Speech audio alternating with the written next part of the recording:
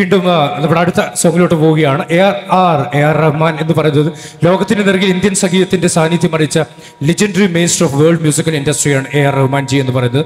റഹ്മാൻജിയുടെ jeans എന്ന ഫിലിമിലെ 1998 released മൂവിയാണ്. ശങ്കർ സംവിധാനം ചെയ്ത ഫിലിമാണ്.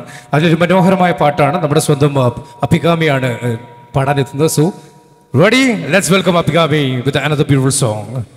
Pama pani pama ga ma pa saga sani pani pama ga ma ga saga ma pa pama pani pama ga ma pa saga sani pani pama ga ma ga saga ma takr dak takdim takr dak takdim takr dak takdim takshum takr dak takdim takr dak takdim takr dak takdim takshum